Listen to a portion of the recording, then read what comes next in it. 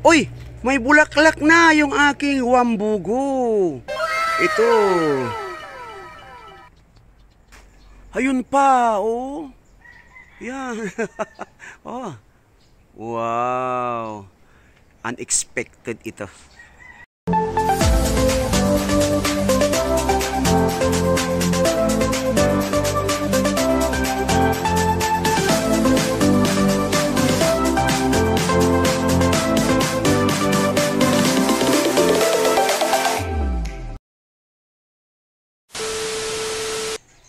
Hello mga apo, mga lolo at mga lola. Andito na naman tayo sa ating channel, Plants with Lolo Fred. Sa umagang ito, bigyan ko kayo ng update dito po sa aking mga tanim. At ito po ay yung tungkol sa aking apple from Marcot, art seedlings, mga pananim, mga butil, mga seeds na inilagay ko doon sa ref at umusbong. Ito ngayon yung naunang mga tanim ko noon, actually second generation.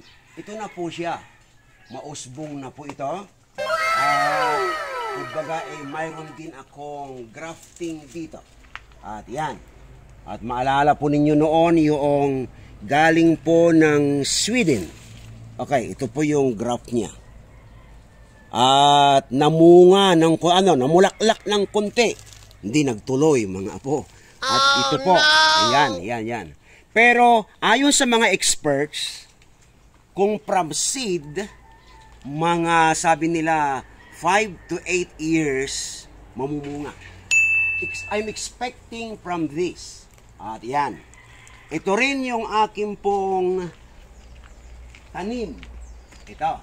At medyo nasubrahan ko yata ng foliar mga apo. But anyway, napansin ko ngayong umaga na ito, namulaklak na itong grafted ko. Wambugo po ito. Yan. Ito sila. Okay. At mayroong nauna na flower niya na hindi ko nasundan. Yun, mga apo. Okay. So, ako'y nagagalak na pwede. At grafted din ito. Ito rin, wambugo ito. Yan. Okay. So, maganda. Ipakita ko sa inyo yung aking tuloy-tuloy na pagtatanim ng mga seeds mula sa ref. Pakita ko ngayon. At actually, na-revive yung passion ko na magtanim sa mga seeds ng apple. Tignan natin, nandoon sa aking unang pinaglagyan. Yun yung aking, Marcot. Ito yung aking mga Marcot. Nagsusurvive sila. Opo, marami din mga natigok. Nagsusurvive sila. Ito na lang yung naiiwan. Yung mga iba namatay, yung iba nabili. But anyway, nagtatanim ako ngayon.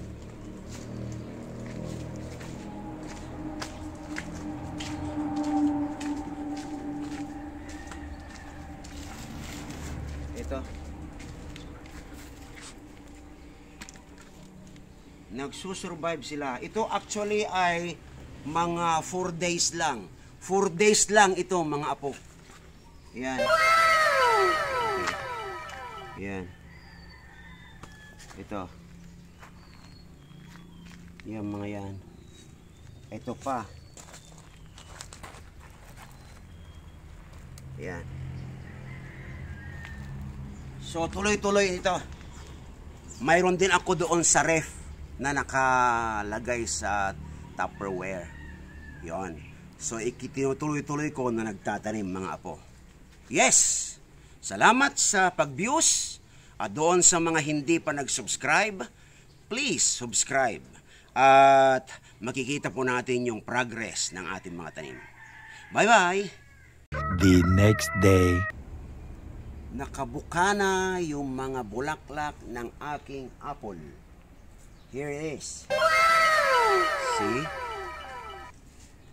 Yan.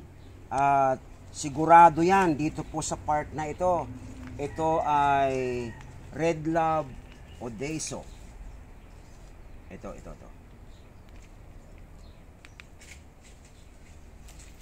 Yun naman ay sana naman magtuloy, Lord, i-bless mo ito. Yan.